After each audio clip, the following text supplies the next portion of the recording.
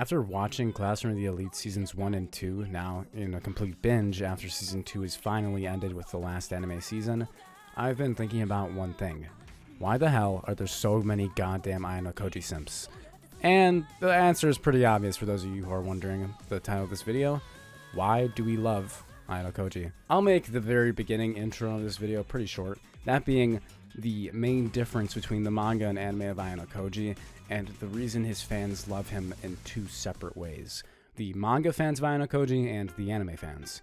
So for us anime fans first, since I started with the anime a couple of years ago when Season 1 came out, Ayanokoji seems like the average ordinary person until the end of the last episode of Classroom of the Elite. This build-up was one of the most now famous anime endings for Season 1 and built so much build-up for Season 2. But this cold, heartless, ruthless mastermind that we come to know as Ayanokoji Kiyotaka is not the same person in the manga, because Ayanokoji in the manga acts completely different, at least towards the reader's mind. Ayanokoji's manga self is actually an internalized version of what Ayanokoji believes he is doing with everyone on the outside viewing him. The anime is the actual outside perspective of Ayanokoji from the perspective of his classmates, and thus our perspective. Now that that's out of the way, we can actually get into the main reasons why Ayanokoji's two separate selves are important. That being that people love him for two different reasons. The first of these reasons, of course, is being Ayanokoji's just mastermind intelligence level feats, with Ayanokoji acquiring more tools as he goes along throughout his daily life. This a particular case being Karezawa.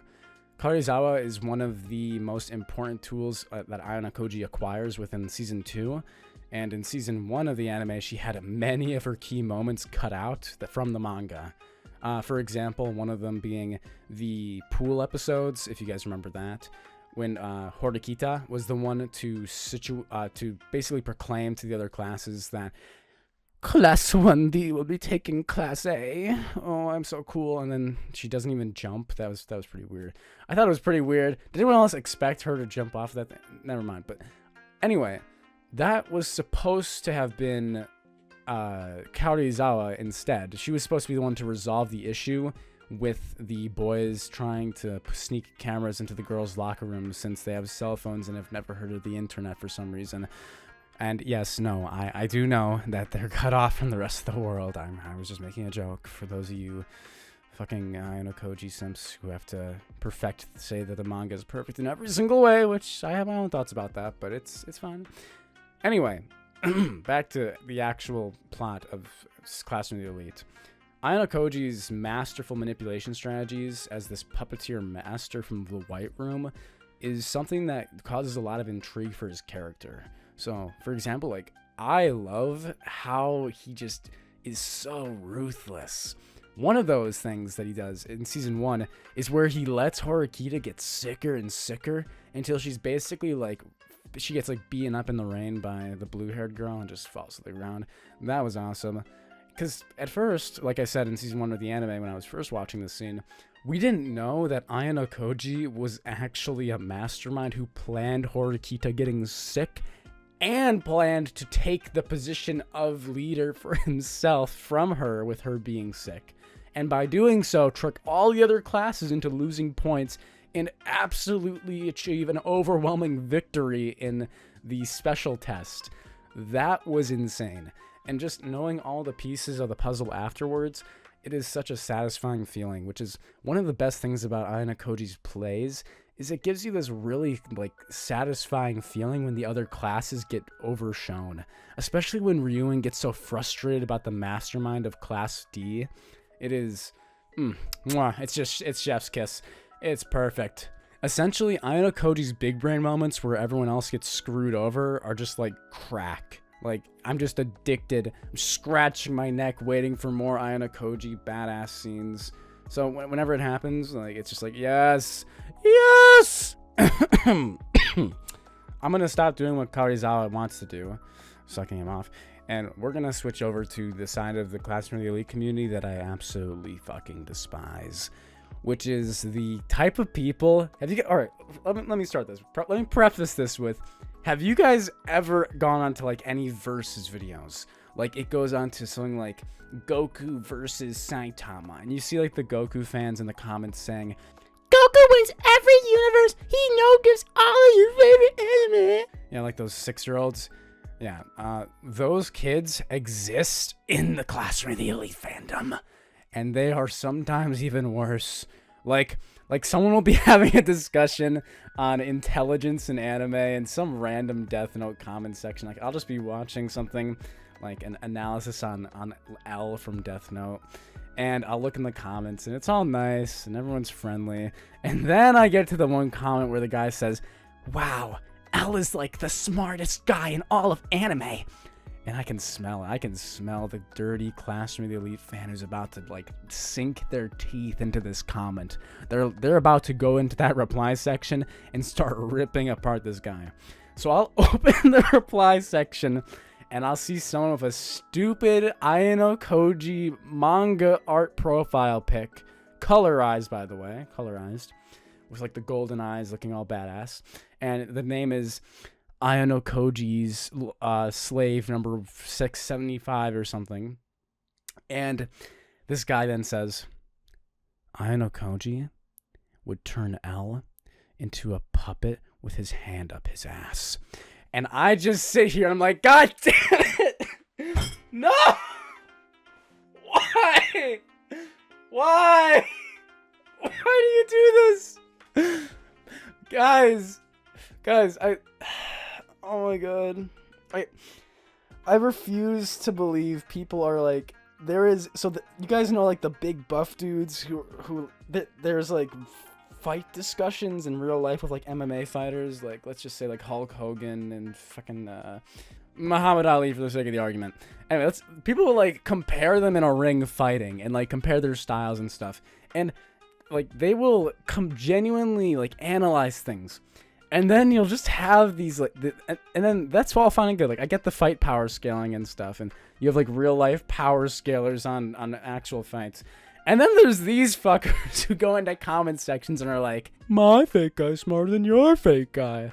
Like, I don't, how are we comparing this? I want to see, like, you guys know those animations where it's, like, the fan animations that, like, Master Media makes with, like, Saitama versus Goku.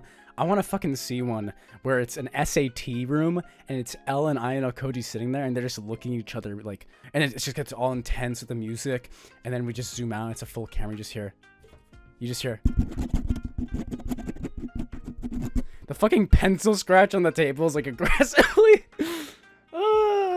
I'm sorry, but like intelligence scalers, I don't care. If you're putting L and Ayanokoji into a real fight, I'm pretty sure that Ayanokoji wins. But you guys are out here like comparing intelligence like on a measurable scale. There's no, like, is there a way to battle someone in intelligence unless they were playing like chess or something? I get that, or playing like an actual like special test game or something. That could be cool, but it sounds so lame when people start getting into arguments over, my guy is smarter than your guy. And they try and find feats. But unless you have an actual competition between the two, you don't really know how either would react to the other. It depends on how well Ayanokoji can read L. And then again, vice versa, with L having to break through Ayanokoji's pure iron defenses and his mask to unveil his true being. And look, I'm not saying L can't do it. Like, L was able to goad out someone who had effectively godlike powers to kill anyone on the planet so long as they had the name and a face of a person, which is almost nigh undetectable to find. And he lowered it down to one city in a single move. So L's a smart guy. He's a smart guy. I'm just saying, like, all I'm saying is Ayanokoji versus L and like Death Note and all these other and like Lelouch. People bring Lelouch into this. Like, I understand you guys are like you Ayanokoji hardcore dick riders love to compete him against other smart characters in anime. But until I see this man like revolting against an entire nation, I just cannot take him as seriously as I take like someone like Lelouch, who is a terrorist on a national level. Don't get me wrong, I think if he had the same opportunities as these other characters, he could do them. Just Like, people will genuinely believe that in terms of force, that Ayanokoji could overpower Lelouch, when Lelouch could just Geass Ayanokoji's ass and tell him to walk off a cliff. Like, it's so stupid to compare these characters in this way. That's all for, like, the character fights. The last thing that really makes me laugh is the Ayanokoji fans who, like, I'll read comments on, like, mindsets and stuff, and it'll show, you guys know that TikTok trend where it's like, what makes the king of the jungle? His mentality. And then it has the deep bass. And then it shows Ayanokoji doing some cool shit. I'll see people in the comments saying, I am in middle school. I'm in 8th grade, and I am trying to be exactly like Ayanokoji. All these meatbags around me, they are my friends.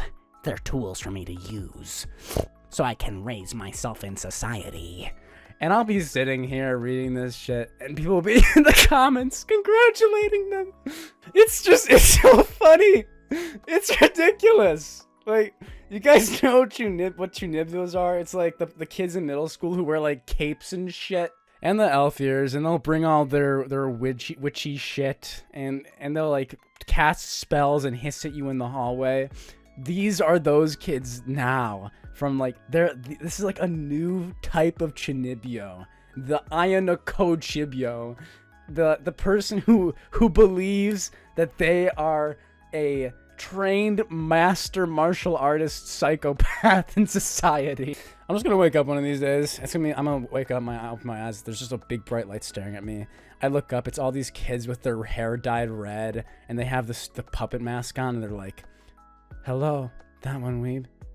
You didn't believe us back then, but we are Ayanokoji now." I just can't take these people seriously. Like, it's this. If anyone else, like, if anyone had let's say it's 2010.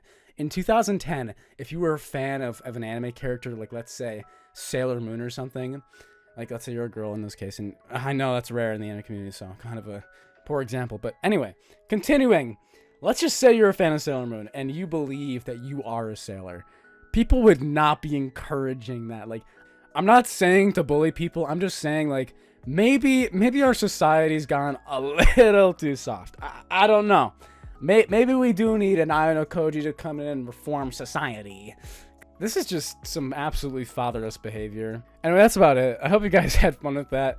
I'm loving Classroom of the Elite right now, and season 3 is coming out in the next year. I'm gonna keep trying to catch up and reading the manga, but it's great. Just remember, like, when you're watching these shows, like, these are meant to entertain people. Don't, like, base them as should be my daily routine. And that's about it. I'll see you guys later. Bye.